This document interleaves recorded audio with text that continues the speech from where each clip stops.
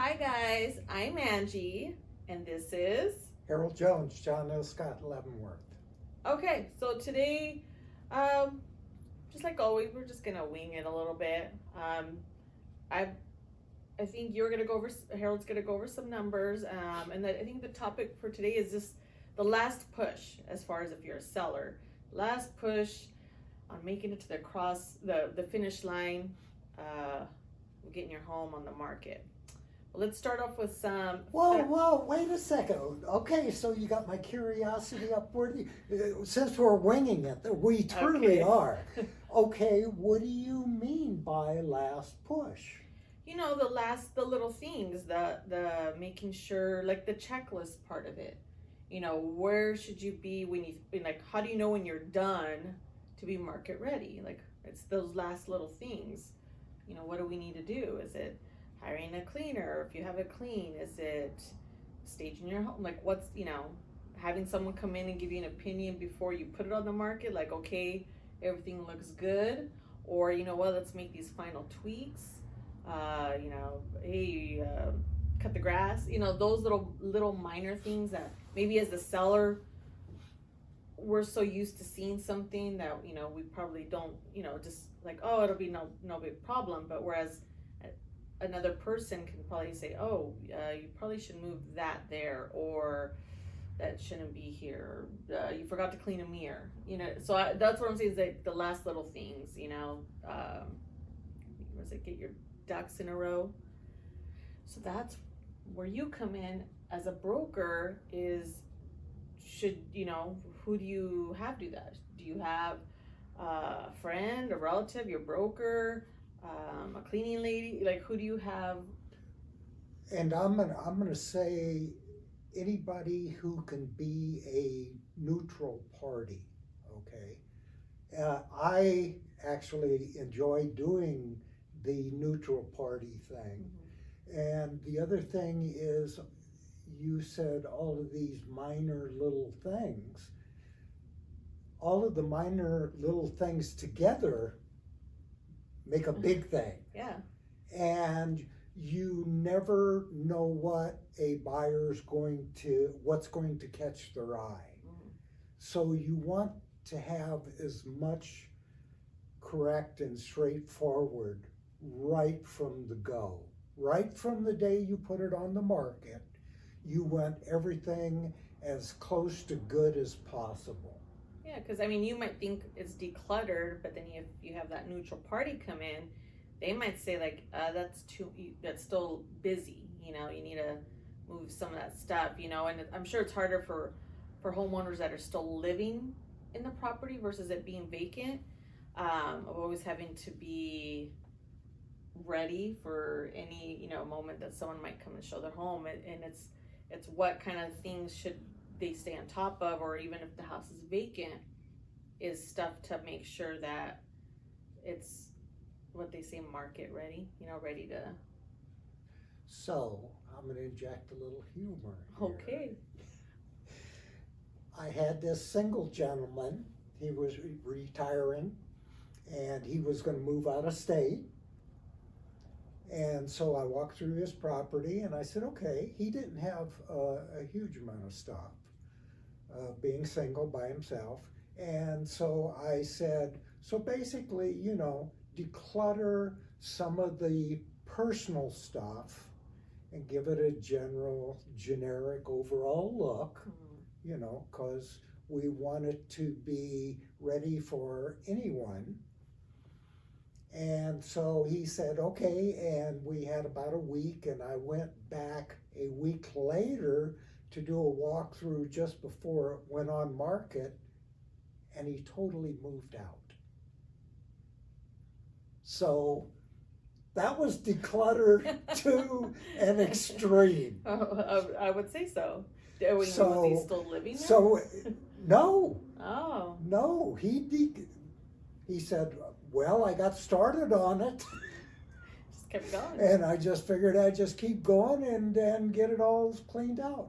It went very well. It was very successful. It showed really well. You had to have a little imagination about how you would furnish it.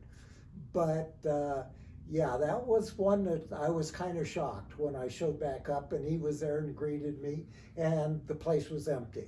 So you don't need to declutter to that extreme. Be empty. So how many keys should someone have made, or how many keys would you need to provide? Okay, here, and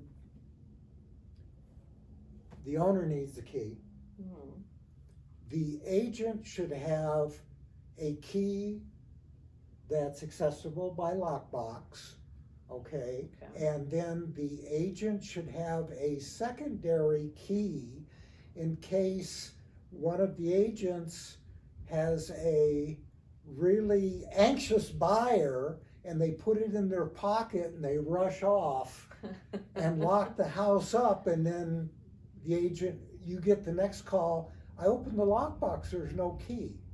So the agent's going to have to produce one really quick, and it's just best if the agent has an emergency key at the office. Or maybe a key, like if there has to be any work done or inspections, you Right, got that handy. Right, but at least there's one in the office and you can access it, you know, in case there's an emergency, in case the key gets locked, in case somebody locks the key in the house. I mean, all of these things we can factor into the key part. Gotcha. So 3 is my recommendation. Minimum. That usually covers the issues. Okay, so that takes care of the keys. Take care of as many minor issues as you can, and I'll repeat it again. Let's have it ready to go the day the door opens, the day it goes on the market. Then we don't have to scramble around and try to take care of things when it's being shown, and hopefully buyers are looking to purchase it. We don't want to be in the way, we want everything right. So get what you have to get done versus, well, we'll put it on the market and I can, fix the No. fence a little later as I'm, Yeah, see, and that's usually where we start bumping into things. If it can be taken care of and within a reasonable time, just go ahead and get it done and then put it on the market when everything's ready. Gotcha. Okay? All So, right. so I got a text Do you want to know what? about one of our videos, and the question was, okay, I'll put it together as a buyer looking for a couple of acres of land. They want a specific size house, which we can deal with that straight up, all right? They want acreage, minimum of 2 acres. Okay. And then they wanted to know from me how we would write it up, because they want to have animals on the land. Can't you, if you're buying it with acreage and it's you can't automatically. It put depends animals? on the county, and this is the thing. Oh. It depends on the county, it depends on what it's zoned, Huh. and it depends on how many acres you have and what type of animals you're going to put on it. Wow. See, I didn't know that. I always thought if you bought some with acreage, it's your acreage. You can put a barn if you wanted to, Well, you could put a barn, or animals. but it's limited as far as animals to the acreage that you have.